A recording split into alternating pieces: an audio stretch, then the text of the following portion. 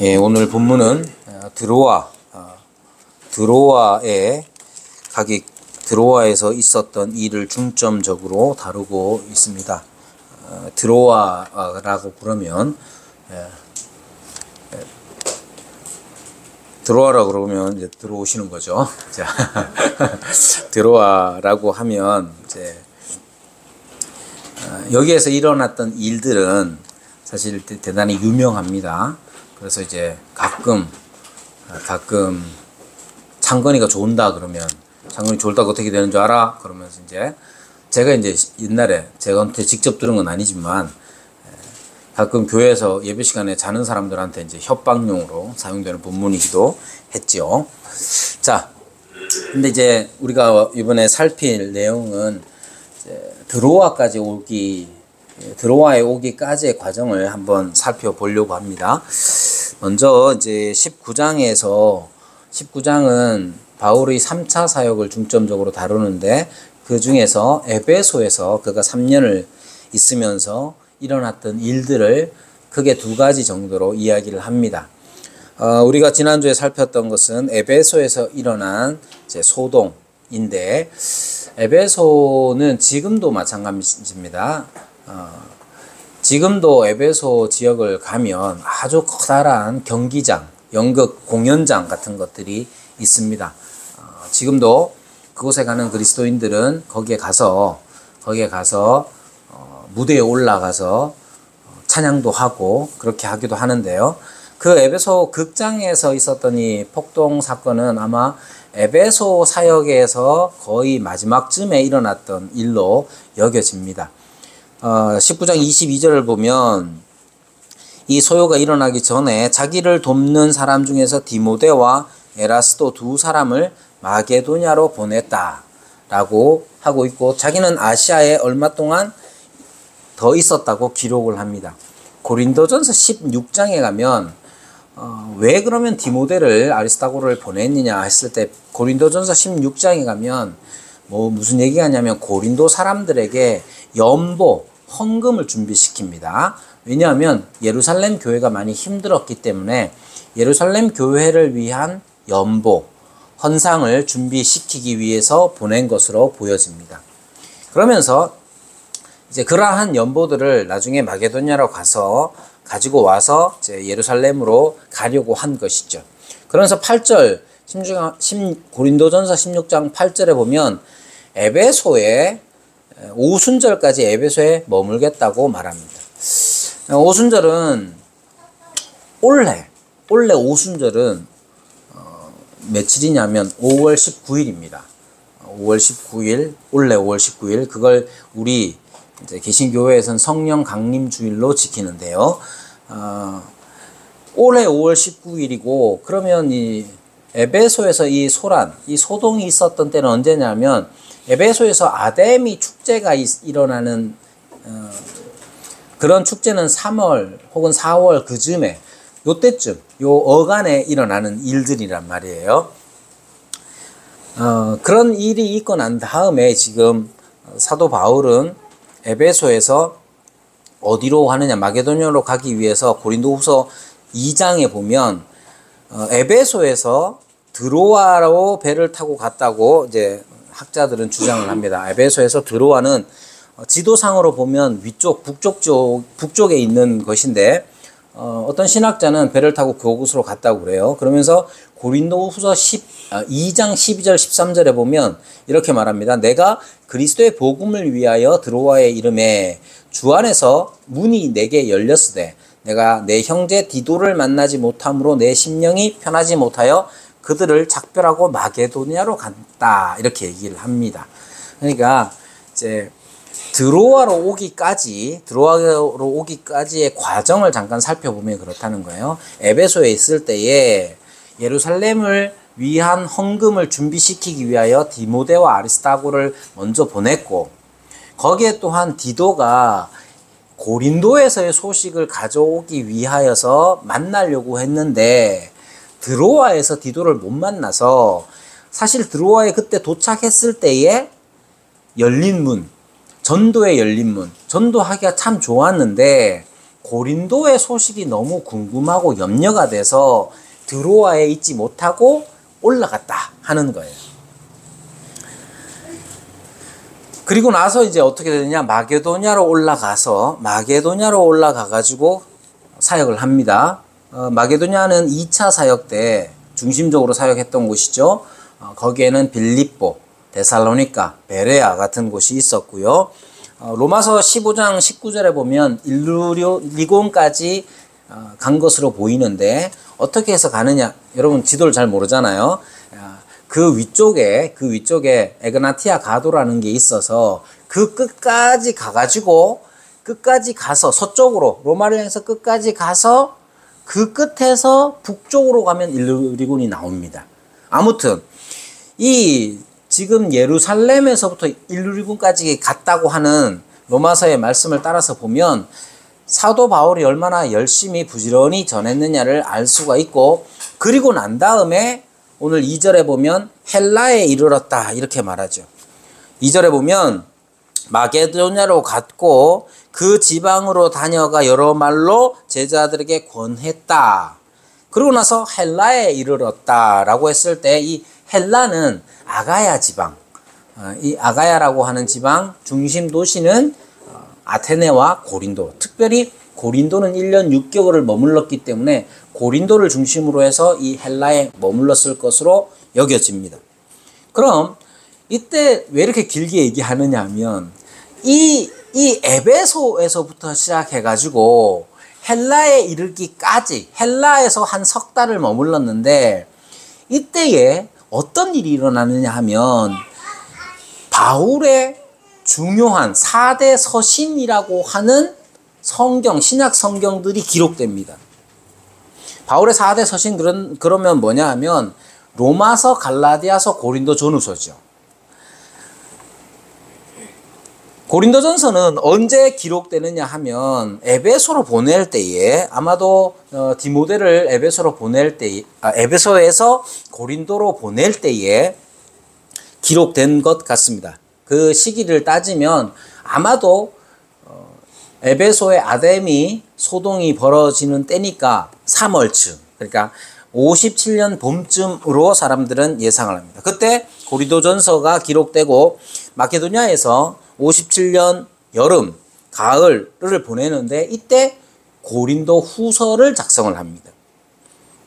그리고 나서 이제 확실치는 않지만 이때쯤 갈라디아서가 기록됐을 거라고, 이건 선명하게 말할 수 있는 게 아니고 보수적인 신학을 하는 사람들과 이제 자유주의적인 신학을 하는 사람들의 차이가 있습니다. 그러니까 보수적인 사람들은 이렇게 한단 말이에요. 에베소에 있을 때 고린도전서, 그리고 마게도냐에 있을 때에 고린도 후서를 작성을 하고 그때쯤에 갈라디아서를 기록했을 것으로, 그리고 나서 이제 헬라에 이르러서는 우리가 잘 아는 로마서를 이때 기록을 합니다. 지금 드로아에 오기까지 에베소에서 출발해 가서 드로아에 오기까지 사도 바울에게 있어서는 자신의 가장 어찌 보면 사상의 핵심이라고 할 수 있는, 자기 신학의 핵심이라고 할 수 있는 4대 서신을 작성하는 시간이었단 말이에요. 그렇게 해서 지금 드로아에 오게 됩니다. 원래 계획은 어떠냐면, 여러분들이 지도를 나중에 찾아보시면 지금 에베소가 지중해 연안 터키 땅 서쪽에 있는데, 그 터키 땅 서쪽에 있으면 그 안쪽이 이제 지중해란 말이에요. 원래의 계획은 마게도냐로 이렇게 올라가서 그 다음 헬라, 아가야 쪽으로 이렇게 내려오면 고린도 쪽이에요. 이게 이제 그리스 쪽 끄트머리에 와서 여기에서 배를 타고 2차 때는 배를 타고 수리아로 갔습니다. 그러려면 2차 때는 고린도에서 동쪽 외항인 겐그리아에서 배를 타고 막바로 수리아까지 가지 못하니까 한번 거치는 데가 어디냐? 에베소예요. 2차 때는 그렇게 해서 수리아로 갔단 말이에요. 그런데 겐그리아 쪽에서 고린도에서 배를 타고 가려고 했는데 유대인들이, 오늘 본문에 보면 3절에 보면 유대인들이 자기를 해하려고 공모했기 때문에 어떻게 했느냐면 다시 거꾸로 올라가서 마게도냐로 올라가 가지고 그 다음 배를 타고 드로아에 옵니다. 여러분들은 잘 모르겠죠? 예, 지도가 딱 있어야 되는데. 예. 자, 그렇게 해서 아무튼 이제 드로아까지 오는 길에 여러 가지 중에 두 가지, 이 기간 동안에 사도 바울은 자기의 사상, 신학의 핵심이 되는 네 서신서를 다 작성을 했다 하는 것하고, 그리고 이 드로아라는 곳이 지금 계속해서 그냥 바울에게 있어서는 아주 중요한 포인트마다 등장을 하는데 바울에게 있어서는 사역을 할 수 없었던 곳이었다는 점입니다. 드로아는 이제 앞서 말씀드린 대로 트로이와 굉장히 가깝습니다. 트로이와 드로아는 16km 정도 떨어져 있다고 해요. 그래서 뭐 드로아나 트로이나 거기서 거기가 아니냐 하는 사람도 있습니다만은, 어쨌든 이 드로아라는 곳은 교통의 요충지이기도 하고요. 2차 사역 때 어떤 일이 있었냐면, 하나님께서, 성령께서 계속해서 막으시고 또 예수의 영이 막으셨다. 그런데 이 드로아에서 마게도냐인의 환상을 보고 마게도냐로 길을 이제 열게 되는 것이죠. 앞서 말씀드린 대로 이제 3차를 끝마치면서 고린도후서 2장 12절 13절에 보면 드로아에서 열린 문, 전도할 수 있는 좋은 기회와 환경들이 마련되었지만 고린도에 대한 염려, 고린도 교회에 대한 염려 때문에 그것을 뒤로 하고 이제 올라간 곳이에요. 거기에 이제 원래 계획으로는 고린도에 가가지고 갱그리아 쪽에서 배 타고 에베소 거쳐서 수리아로 가면 되는데, 그 일이 방해를 받아요. 유대인들이 해하려고 공모를 한 것을 깨닫고 다른 일행들만 드로아로 보내고 자기는 거꾸로 올라가게 되는 것입니다. 그러니까 다시 드로아에 왔을 때의 바울의 마음이 어떻겠느냐 하는 걸 생각해 볼 필요가 있는 거예요. 여러분들, 이 드로아에 와서도 크게 어떤 일이 일어나느냐 하면, 여러분 보시는 것처럼 일주일을 머뭅니다. 1회를 머물렀다가 7절에 보면 그 주간의 첫날이니까 언제겠어요? 주일이에요, 주일. 주일날 우리가 떡을 떼려 하여 모였더니 하는 말은, 떡을 뗀다는 말은 성찬을 의미하는 것이기도 하죠. 그래서 이 주일 예배를 드리고 난 다음에 이튿날 월요일날 사도 바울은 떠나려고 했습니다. 그래서 그들에게 강론을 하는데, 강론을 언제까지 했느냐 하면 밤중까지 계속 했다고 말해요. 그러자 유두고라는 청년이 창에 걸터 앉아 있다가 깊이 졸았어요. 깊이 졸다가 떨어져서 이제 죽게 되었다. 그리고 그 유두고를 다시 살리고, 사람들은 그 유두고로 위로를 많이 받았다 하는 것이 오늘의 내용입니다. 여기까지 보면 이 드로아에서의 사역 자체가 크게 보면 두 가지, 즉 평범하고 일상적인 어떤 사역적인 측면이 있는가 하면 아주 일상적이지 않고 비상한 어떤 일이 있음을 볼 수 있습니다. 간혹 사람들이 일상적인 것과 비상한 것에 대해서 구분할 때에, 비상한 일이 뭐냐 했을 때 유두고가 죽었다가 다시 살아난 것을 생각을 하게 됩니다. 그러나 진짜로 비상한 일은, 일상적이지 않은 일은 뭐냐 하면, 사도 바울이 내일 떠나는데 밤새도록 강론을 한 것입니다. 일주일, 이미 1회 동안 머물러 있었잖아요. 1회 동안 머물러 있었고, 이제 마지막에 주일 예배를 드리는 것으로 보이는데, 주일 예배를 드리면서 밤새도록 강론을 하는 일이 사실은 흔치는 않은 일이죠.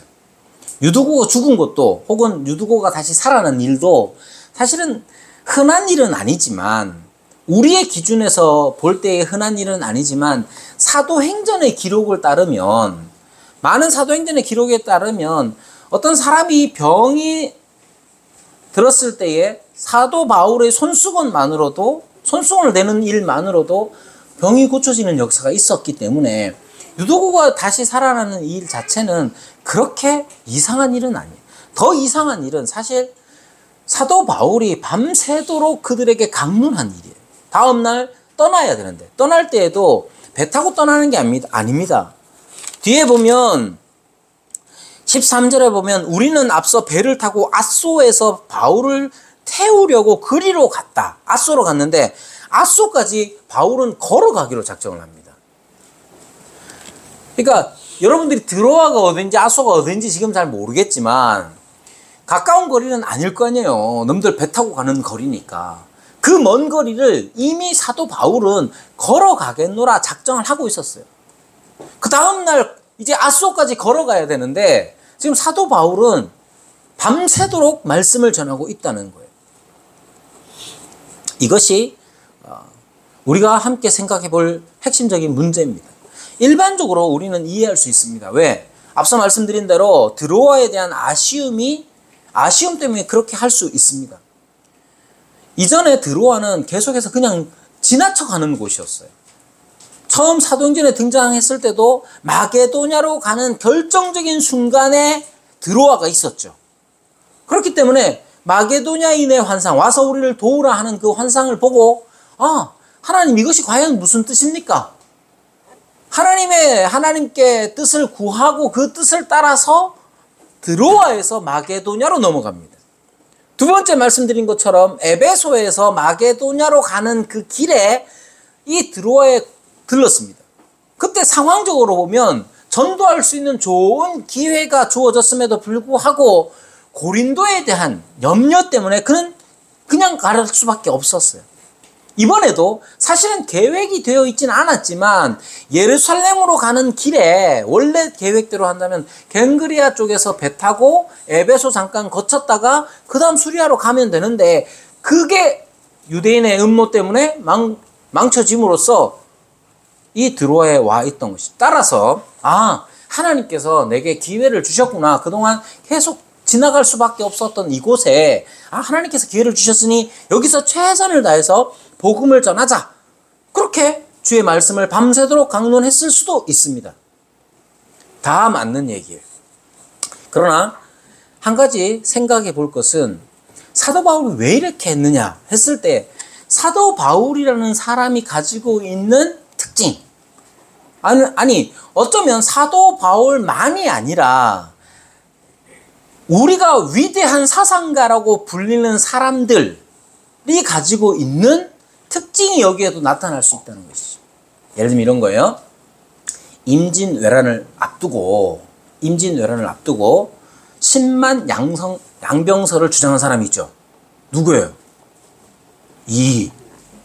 율곡이가 그랬습니다. 아니 율곡이는 어떻게 알았을까요? 또 예를 들면 아우구스티누스 같은 사람들은 로마 제국의 멸망에 대하여서 준비시키는 글을 씁니다. 하나님의 도성이라는 엄청 두꺼운 책. 자, 사도 바울을 이해할 때에 앞서 말씀드린 대로 지금 그는 이미 고린도전서, 고린도후서, 갈라디아서, 로마서와 같은 핵심적인, 우리 개신교 신학의 뼈대를 찾을 수 있는 그 중요한 서신들을 이미 작성합니다. 사도 바울은 그냥 복음만 열심히 전하는 사람이기도 하지만 그 복음을 들어야 하는 시대와 사람들에 대한 분명한 인식을 가지고 있었던 그러한 위대한 사상가로 표현할 수도 있는 사람입니다. 사실 평범한 건 이런 거죠. 졸다가 3층에서 떨어지면 어떻게 됩니까? 죽어요. 그리고 이것을 기록하는 누가는 의사로서 자세하게 이것을 알고 판단 내릴 수 있는 사람입니다. 비상한 사실이라는 것은 바울이 밤새 가르쳤다는 거예요. 왜 그렇게 밤새 가르쳤겠어요? 그것이 꼭 필요하기 때문에 그렇습니다. 그러면 왜 그게 필요할까를 생각해 보면, 바울이 위대한 사상가로서의 바울을 생각해 보면, 바울이 생각하는 그 시대와 그리고 그 시대의 복음과 그 시대의 교회를 생각할 때에 쉽지 않은 시대요, 비상한 시대에 걸맞는 교회의 반응이 필요했기 때문에 반응에 대해서 그는 이야기하고 있는 겁니다. 그러면 진짜로 비상한 시대냐라고 했을 때 이때가 언제쯤이냐면 AD 58년경으로 생각합니다. 로마서를 썼을 때, 고린도에서 로마서를 썼을 때에 57년 겨울쯤이거든요. 57년 겨울이니까 겨울에서 58년 연두로 넘어가는 그 시점에 로마서를 썼으니까 58년쯤으로 생각할 수 있습니다. 지난주에도 말씀드렸죠. 58년쯤이면 로마 제국의 왕이 누구냐, 황제가 누구냐면 네로 황제예요. 54년부터 68년까지 통치를 하고 64년에는 대박해가 있는 때입니다. 그뿐만 아니라 사도 바울은 이전에 로마에 가서 복음을 전하지는 않았지만 로마 출신인 아굴라와 브루스길라를 통하여서 로마 교회의 현실에 대하여 잘 알고 있었을 거예요. 그리고 로마 제국 당시에 발달된 도로와 우편망 때문에 많은 우편들이 잘 오고 갔었습니다. 그래서 비록 로마에는 가보지는 않았지만 로마 교회의 사정을 그가 잘 들었을 거라고 짐작합니다. 로마 교회의 사정뿐만이 아니라 로마의 황제가 다스리는 그 땅과 그 제국에 관하여서 그가 쉽게 생각하지는 않았을 거란 말이죠. 중요한 건 이겁니다. 우리가 신앙을 가지고 기독교의 복음을 가지고 믿고 살아간다는 건 너무 단순하게 믿으면 내가 믿는다, 그럼 오늘 죽어도 천국 간다는 그런 단순한 것만으로 우리의 신앙 생활이 다 퉁쳐질 수가 없는 거예요. 우리는 지금 여기를 살아가고 있는 사람들입니다. 우리는 지금 여기에서 그리스도인으로 살아가야 하는 것이고 교회로 존재해야 되는 거예요. 그런데 우리가 발딛고 살아가고 있는 지금 이 땅과 지금 이 시기에는 그냥 우리 보고 마음껏 신앙생활 하세요라고 하는 경우가 없습니다. 실질적으로 예전에는 신앙이 다르기 때문에, 즉 우리가 기독교인이기 때문에 밖에서 오는 핍박이라는 것이 대단히 위협적이었습니다. 우리가 예수님을 믿는다는 이유 때문에 국가에서 아니면 어느 마을 공동체에서 우리가 속해 있는 어느 단체에서 온갖 핍박들을 다 받았던 거예요. 수요일날 묵상 모임을 하는데 장로님께서 입사하시면서 당했던 어려움, 회식 문화, 그때 당시에 회식 문화라는 게 어떻겠어요? 근데 술잔을 받지 않는 것, 그거 하나가 지금 보면 너무 쉬워 보이긴 하지만 그때 당시에 대단히 어려운 일 중에 하나였단 말이죠. 근데 그 일을 왜 했느냐? 왜 부장님이 주는 술잔을 거부했느냐 했을 때 신앙 때문에 그렇게 한 거예요. 그게 신앙의 다는 아니지만 그러한 작은 선택들이 사실 우리의 신앙을 담는 좋은 그릇이 될 수 있다는 거예요. 어쨌든 우리가 요즘은 함부로 권하지도 않잖아요. 저는 요즘은 잘 몰라요. 옛날도 몰랐고 저도 거의 장로님과에 가까웠기 때문에 군대에서도 술 저는 안 마십니다 하고 이제 좀 괴롭힘 당하고 그냥 뭐 그런 걸로 그냥 끝나는 것이지. 요즘은 안 그렇잖아요. 근데 예전에는 그런 때가 있었단 말이에요. 그냥 우리가 교회 간다는 이유만으로 두드려 맞을 때도 있었고, 군대에서도 그렇고, 우리가 신앙, 예수님을 믿는다는 그 믿음 때문에 집안에 온갖 비난을 받을 때도 있었단 말이에요. 여러분, 항상 교회, 그리고 항상 신앙은, 기독신앙이라는 건 사람들이 혹은 이 시대가 그래 너 잘 믿어봐 라고 권할 때가 없어요. 따라서 우리가 사도 바울이 봤던 건 그런 거예요. 아, 지금 이 시기는 지금 사도 바울이 살아가는 이 시기는 앞으로 큰 환란이 올 터인데 그 앞에, 그 환란 앞에, 그 핍박 앞에 교회가 서 있다는 거예요. 여러분, 그래서 고린도에 보낸 편지의 내용 중에 결혼을 할까요 말까요 하는 답이 있습니다.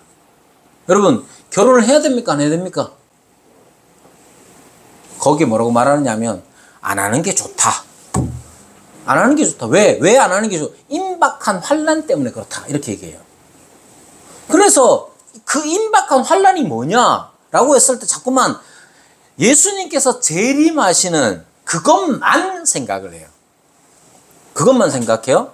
그래서 사도 바울은 당장에 예수님이 오시는 걸로 생각을 해서 웬만하면 결혼하지 마라고 권했다고 생각을 합니다. 그 말도 틀리지 않았어요. 틀리지 않았지만 더 포함될 수 있는 것 중에 하나가 뭐냐면 바로 이 시기에 관한 것이죠. 지금 로마에서는 네로라는 황제가 지금 즉위하여서 다스리고 있었고, 그리고 그는 서서히 미쳐가고 있었습니다. 64년경에는 대박해가 일어날 때란 말이에요. 그러니까 지금 당장을 생각해 볼 때에 아무 일이 일어나지 않는다고 해서 그냥 편하게 생활할 수 있는 게 아니란 말이에요. 우리의 신앙이라는 것도 마찬가지입니다. 여러분, 우리 주님께서 누가복음에서 가르쳐 주신 바대로 우리는 마치 어떤 태도를 취해야 하느냐 하면 전쟁터로 나가는 인간과 같이, 여러분, 전쟁을 하기 위해서 나갈 때에 상대 적군에서 얼만큼의 군사가 있는지 파악하고 거기에 맞는 대응을 해야 될 것 아니에요. 여러분, 우리의 신앙이라는 것도 그래야 합니다. 우리의 교회라는 것도 그래야 합니다. 사도 바울이 왜 다음날 떠나야 할 텐데, 그것도 멀리까지 걸어가야 할 텐데 왜 밤새도록 드로아 교회를 향하여서 그렇게 강론을 했겠습니까? 그것은 이 드로아 교회가 자기가 그동안 여러 번 지나쳐 갔지만 제대로 복음을 전하지 못했고 제대로 사역을 하지 못했던 것 같은 이 드로아 교회가 앞으로 임할 그 환란에 대하여서 어떻게 하면 잘 설 수 있는지를 그가 고민하는 것이죠.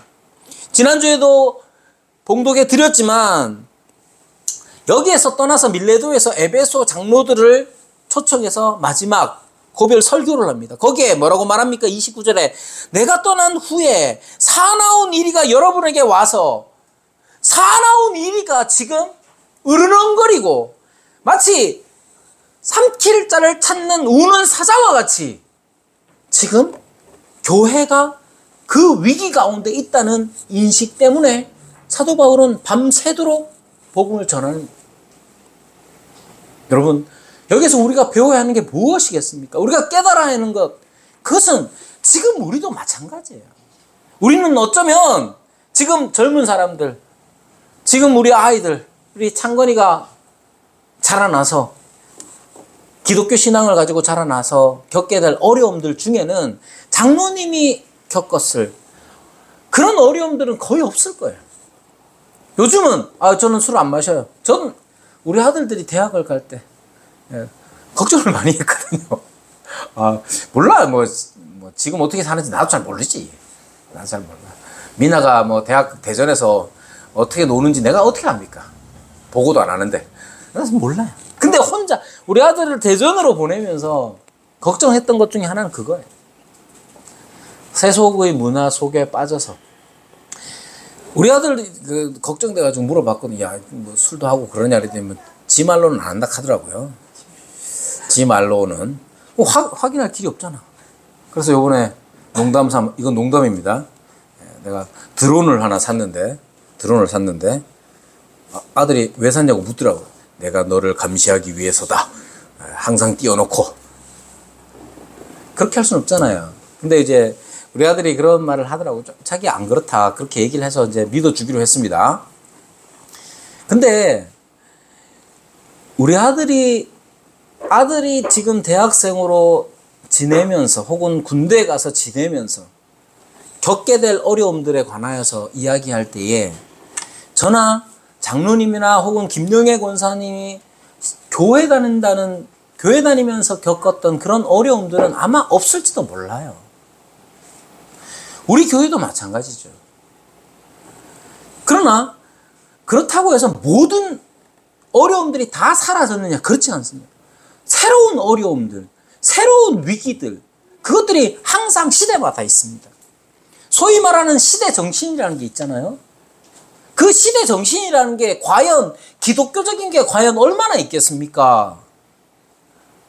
예를 들면 우리는 자꾸 중세를 지나오는 그 유럽이 다 기독교 왕국이라 그래가지고 전부 다 그때에 나온 모든 문화적 산물들은 다 기독교적인 것인 양 착각할 때가 많아요.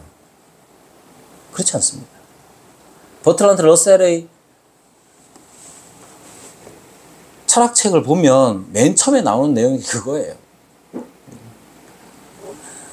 여러분, 절대로 야만적인 것과 로마적인 것이 한데 어울린 적이 없었다. 대부분의 왕들은 야만적인 것에 다 경도되어 있었다라고 러셀이 말합니다. 기독교 왕국의 왕은 기독교인이겠습니까? 기독교인이면 그렇게 했겠습니까? 여러분, 각 시대마다 시대 정신이 있고 그 시대 정신이 기독교적일 때가 거의 없어요. 거의 없습니다. 언제나 우리는 그 시대가 우리를 어떻게 위협하고 있는지, 혹은 교회가 어떻게 시험을 당하는지, 교회는 또 어떤 어려움에 있는지, 단지 그냥 외부적으로 가해지는 외부적인 핍박이나 이런 것 말고 우리의 신앙을 흔들고 우리의 정신을 복음에서 뺏어가는 그 모든 시대 정신에 관한 반응이 있어야 돼요. 그렇지 않고 그냥 지금 이 순간 내가 그냥 나 혼자서 착하게 사는 거, 나 혼자서 출석 잘하는 것만으로 그쳐서는 안 되는 겁니다. 사도 바울이 일해를 머물면서 어쩌면 마지막 날 이렇게 밤새도록 그들에게 강론하는 이유는 바로 그런 거예요.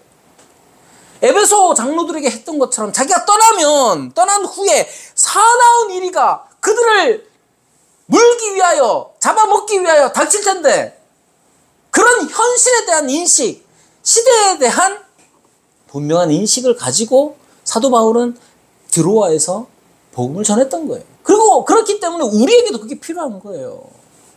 여러분, 진짜 교회가 어떤 위험에 처해 있습니까? 교회가 어떤 위험에 처해 있는지, 이 시대가 우리를 어떻게 잡아먹으려고 하는지 우리가 고민하지 않으면 안 되는 거예요.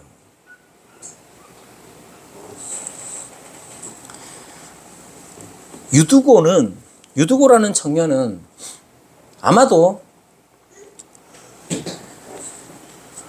이런 말들을 들었을 때에 처음서부터 졸려고 했던 사람은 없을 겁니다. 유두고라는 청년이 우리에게 상징하는 바, 그것은 우리의 모습에 가깝습니다. 여전히 우리는 유두고가 왜 졸았는지에 대한 여러 가지 이유가 있겠죠. 어떤 사람들은 이 사람이 낮에는 올 수 없었던 그러한 노예이기 때문에 고된 일을 하고 와서 있었기 때문에 졸 수밖에 없었다 뭐 하는 사람도 있고, 그게 뭐든지 간에 상관이 없습니다. 원래 하나님의 말씀을 받으며 그 말씀을 따라서 강한 군사로서 힘껏 싸워나가야 하지만 우리는 언제나 유두고같이 약하고 졸고 그리고 떨어질 수밖에 없는, 그래서 죽을 수밖에 없는 그런 연약한 존재들입니다. 간혹 우리가 졸다가 3층에서 떨어지는, 그래서 죽는 유두고 같을지라도 주께서 어떻게 하십니까? 그를 살리시죠. 어쩌면 드로아의 교회가 유두고와 같이 연약할지도 모르고 졸지도 모르고 떨어져 죽을지도 모르지만 하나님의 교회는 하나님께서 다시 살리십니다.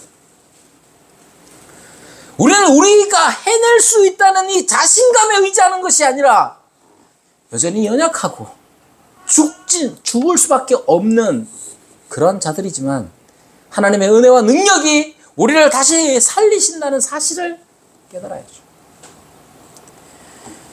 11절에 보면 올라가 떡을 떼어 먹고 오랫동안 곧 날이 새기까지 이야기하고 떠났다라고 하는데 그 다음에 뭐라고 말합니까? 사람들이 살아난 청년을 데리고 가서 적지 않게 위로를 받았다 이렇게 얘기합니다. 여기에 위로라는 게, 야, 졸면 떨어져 죽는구나, 나는 안 졸아야지, 그 정도에 끝나겠습니까? 아마도 위로를 받기 위해서는, 어떤 사건에 대해서 위로를 받으려면 그것을 공감하고 이해하는 측면이 따라옵니다. 그래야 되는 것이죠.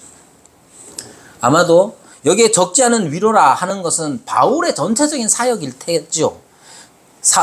바울이 강론한 내용들과 바울의 사역과 삶이 그들에게 위로가 되었겠지만 그 중에 하나, 유두고의 사건 또한 그들에게 위로로 역할을 했을 겁니다. 여러분, 지금 우리에게 필요한 것 생각해 보셔야 됩니다. 늘 우리가 이 드로아에서 일어났던 이 특히 유두고라는 청년을 통해서 우리가 배워야 하는 것, 모든 교회는 모든 시대의 그 시대 정신에 의해서 시험에 들 수도 있고 또는 약해지거나 혹은 굴복되는 일들도 있을 수 있습니다. 그렇기 때문에 지금 현재 우리가 살아가고 있는 이 시대와 이 땅의 시대 정신이라는 것이 무엇인지 우리는 보고자 해야 합니다. 사도 바울이 지금 예루살렘으로 가는 그 길, 예루살렘으로 왜 가냐 했을 때 간단하게 생각하면, 예루살렘 교회 어려우니까 마게도냐와 아가야와 이런데 헌금을 다 걷어가지고 예루살렘을 돕기 위해서 가. 그렇게 기능적으로 이해할 수 있지만 앞으로 뒤에 이제 17절부터 나오는 내용들을 보면 온갖 환란이 바울에게 있을 것을 그가 알고 있습니다. 성령께서 그에게 가르쳐 주셨단 말이에요. 근데 자기가 죽는 것만 생각해가지고 혹은 자기 혼자만의 고난을 생각한 것이 아니라 교회에게 닥칠 위협과 위험에 관하여서 그는 두려운 마음으로 교회를 준비시키고 있다는 거예요. 여러분, 따라서 우리에게도 그것이 필요합니다. 여러분이 신앙생활을 하면서 언제 난 신앙생활 잘하고 있어 라고 생각할까? 그런 생각은 거의 잘 안 합니다. 난 신앙생활 지금 잘하고 있어, 이런 생각을 하는 사람들은 거의 없어요. 근데 내가 못하고 있어를 언제 하느냐, 그것을 주로 하는데 언제 하느냐, 유도고가 떨어져 죽을 때처럼 우리가 예배도 잘 참석 안 해, 헌금도 잘 안 해, 기도 잘 안 해, 그런데다가 나쁜 짓 해, 이러면 아이고 내가 신앙생활 잘 못하고 있구나 이렇게 한단 말이에요. 여러분 보통은 어떻게 생각하느냐, 해야 될 거 출석 잘하고 헌금 잘하고 기도도 밥 먹을 때 하고 이러면 그냥 넘어가요. 사람들이 난 지금 교회를 잘 다니고 있구나 그냥 막연하게 그렇게 생각하고 산단 말이에요. 그러나 진짜로 신앙을 잘하고 싶다면 우리에게 닥쳐올 환란에 대하여, 위험에 대하여, 그 위험이 외부적으로 가해지는 위협뿐만 아니라 우리의 신앙을 흔들어 놓는 그러한 시대 정신과 혹은 사상적인 어떤 시험에 대하여서도 끊임없이 살필 수 있어야 됩니다. 우리 교회는 그러한 위험과 위협 가운데 늘상 존재하는 거예요. 그래서 교회는 이 시대의 정신이 무엇인지 살피고 거기에 맞서서 교회가 어떻게 존재해야 되는지를 고민해야 되는 거예요. 그 일에 간혹 유두고처럼 실패하는 모습을 보일지라도 우리 주께서는 다시 은혜를 베푸셔서 우리로 하여금 교회로 살아가게끔 하십니다. 그것이 지금 1차적으로 지금 이 땅을 살아가는 사람들의 부활의 증거인 것이죠. 여러분, 유두고가 부활한 겁니까? 어찌 보면 단어적으로 보면 죽었다가 다시 살아났으니 부활이라 할 수 있지만 참된 부활은 뭡니까? 하나님과 상관없이 살던 내가, 하나님과 상관없이 살던 그 삶이 죽어버리고 하나님을 향하여, 하나님을 위하여 새로운 생명의 발현이 일어나는 게 참된 부활이 아니겠습니까? 유두고가 죽었다가 살아났어요? 그럼 유두고는 어떻게 살았겠습니까? 유두고는 어떻게 살았겠습니까? 바울이 어떤 말씀을 강론했는지 나오지는 않지만 바울의 강론을 따라서 그가 주의 말씀에 순종하는 삶을 살았다면 참된 부활의 삶을 산 것이고, 아니면 다시 살아났음에도 불구하고 여전히 똑같이 하나님의 말씀에 대하여서 조는 자와 같이, 자는 자와 같이, 아니 죽은 자와 같이 그렇게 살아간다면 두 번, 세 번을 살아나도 그것은 부활의 생명이 아닌 거죠. 여러분, 오늘 부활절 아닙니까? 부활절이 좋은 이유는 뭐예요? 아싸, 나도 이제 안 죽어. 그런 사람 반드시 죽습니다. 여러분, 부활이 즐거운 이유는 뭡니까? 이전에 나는 내 죄로 말미암아 내 죄가 이끄는 대로 살아갈 수밖에 없는 그런 존재였는데 그것이 죽고 다시 살아났어요. 어떻게? 하나님을 향하여 살 수 있는 생명을 우리에게 주신 거잖아요. 그것을 살아가는 삶, 그것이 바로 부활의 기쁨이요, 또한 우리가 마땅히 살 삶의 방도입니다. 그러한 교회가 되기를 함께 기도하겠습니다.